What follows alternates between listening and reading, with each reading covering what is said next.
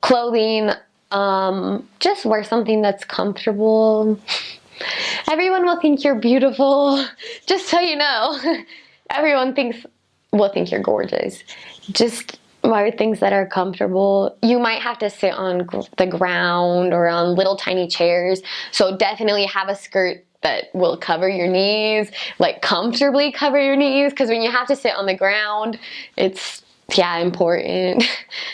And same with shirts. Wear shirts that maybe can get a little dirty. And not in every area. You would need things that can get really dirty. But in a lot of areas, it's like all dirt. You'll have to wash your clothes by hand most of the time. There are some people that get the members to do it. Actually, now when I was leaving, they changed the price, so like the mission was paying for the missionaries to wash clothes more money than they were before. So maybe that's different now. When I was there, we had to wash a lot of clothes by hand.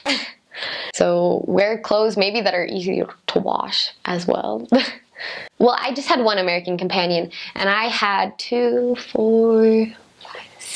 Latin companions. So I had 6 Latin companions and 1 American companion. I finished my mission with an American, and she's awesome. All of my companions were great.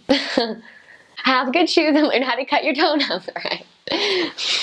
Because you're going to be walking a lot, and you'll have hills, usually. Almost, well, I don't know. I had 1 flat area. The rest of my areas had hills.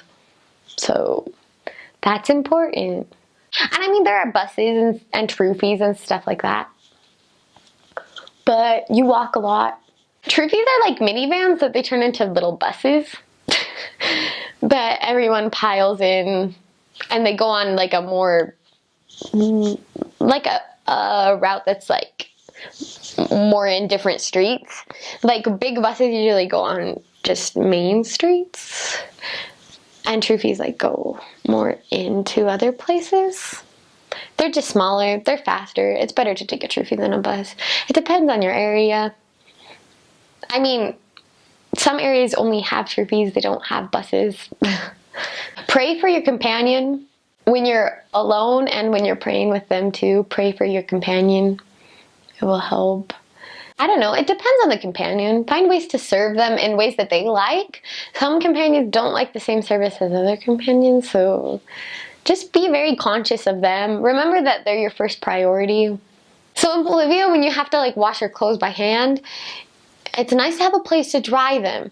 And I mean, in most areas, they have clotheslines outside, but in some areas, they don't. Or they have clotheslines outside, but that's where the dogs sleep, and then they get fleas all over your clothes. That's really gross. That's a terrible experience. I wouldn't wish on anyone. Anyways, so I've seen like places, like there are these circle things that have a lot of different places to hang your clothes all at once. I don't know if you could find something like that. Or there was another missionary in my mission that had like a portable, it like looked like a plunger, but it like washed your clothes for you. I don't know, it was really weird, but if you could find something like that, that's nice. I really don't like to wash my clothes by hand, can you tell? So that would be something good to bring. So when I was packing to go to Bolivia, and we know that it was a third world country, me and my mom were all worried that like we wouldn't be able to find like shampoo and stuff like that. So I brought a ton of shampoo that lasted seriously my whole mission. Not necessary. Well, I mean, it was kind of nice. I had American shampoo my whole mission. But there, you can definitely buy like basic things for sure. So you don't really have to worry about that kind of stuff. You can find most things in Bolivia. There are stores on every corner, like most basic things. I'm trying to think things that you can't find in Bolivia. Yeah, the makeup isn't very good down there. Just take enough makeup if you want to wear makeup. I mean, you get to a point in Bolivia where since everyone thinks you're so pretty, it's like I don't even need to wear makeup anymore. But seriously, they're just super kind. That's the thing about Bolivians, is they're just super kind. Oh, and please don't get offended if anyone calls you too fat or too skinny. That's just their culture. It's not a big deal. And don't take it personally.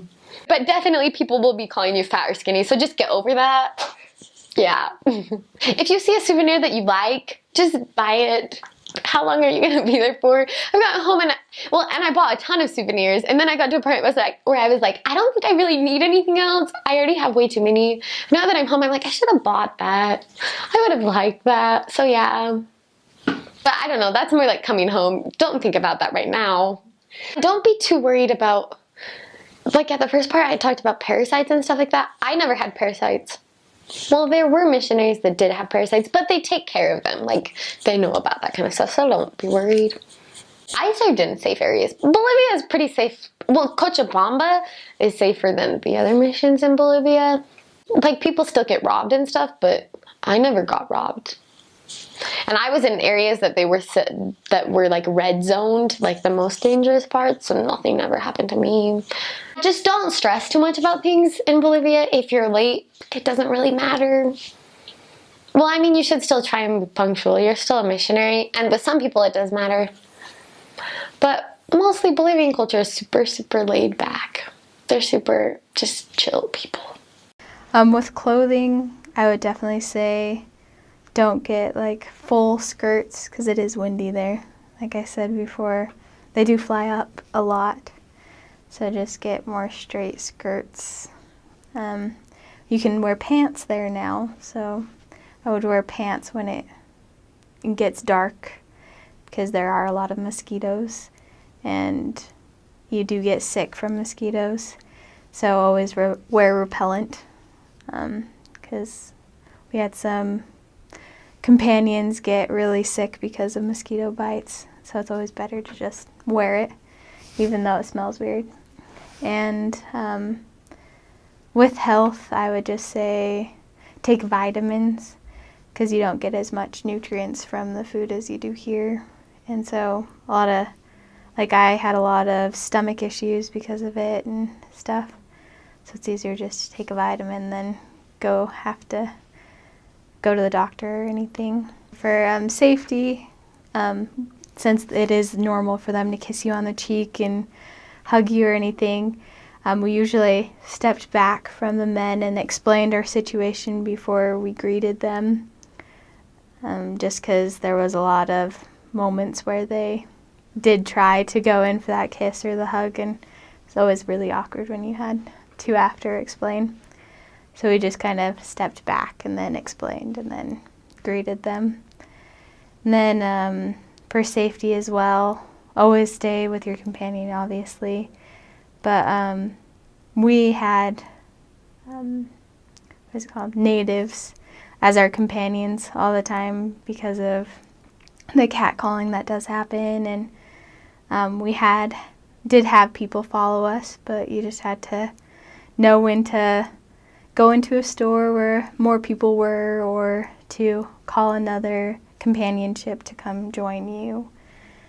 Or we also got rides from the members a lot more than we took taxis or anything like that just because of the safety. With packing, don't pack a ton. I was for most of my mission I wore like 3 skirts, 3 shirts, and it lasted the whole time. And with shoes, get good walking shoes because you'll be walking a lot.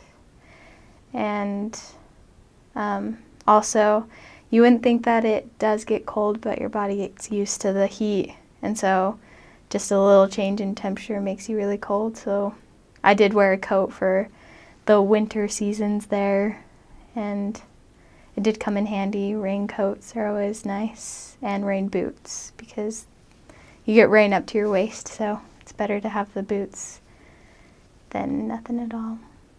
And then also I would say when you do get sick, don't try to go out and be a good sport.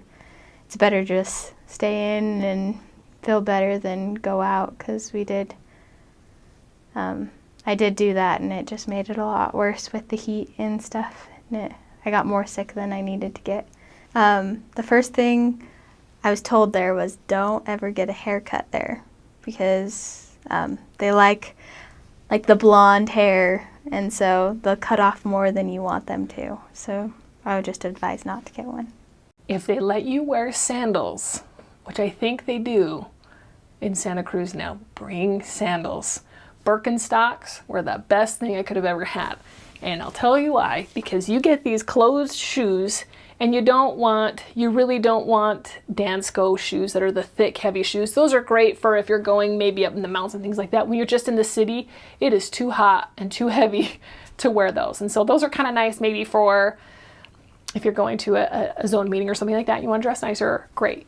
But I had kind of some tennis shoe Mary Janes that I wore, but they give you get ingrown toenails. That's what a lot of missionaries got down there. And I don't know how often that happens with other missionaries. I'd imagine probably fairly frequently.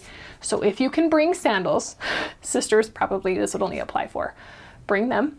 I know that they can wear pants now, and there are some places that you're really going to want to wear pants, the sisters. Now the dress code has changed so much. I wish I'd had that. We had to dress so...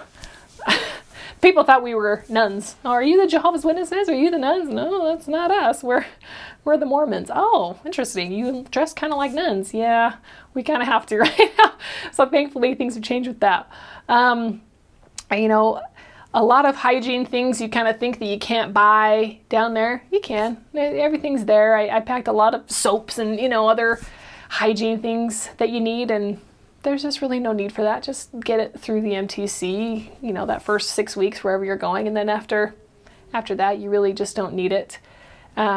You'll want rain gear in Santa Cruz. It's going to rain on you, and it's going to rain real good. And you'll want warm clothes for that winter time. It's cold. Bring long johns, if not anything, for that 2 weeks. And you'll probably never wear them. I don't think I ever wore them after that. It was just that 2 weeks that you wanted to do that, and then that's it. And bring bug spray.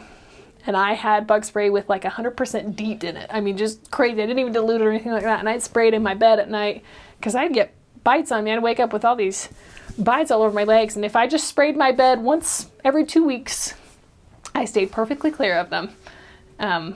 So yeah, those would definitely be things you'd want to bring. If you're sensitive to skin, I'd bring sunscreen. In Lima, you'll get scorched. I wasn't too sensitive to skin, so I didn't worry about it. But yeah. Many missionaries got really burnt in Lima. I don't know if I've heard that if the sun is kind of trying to penetrate through the clouds, it makes it stronger. I don't know what it is, but for Lima, you're definitely going to want the sunscreen.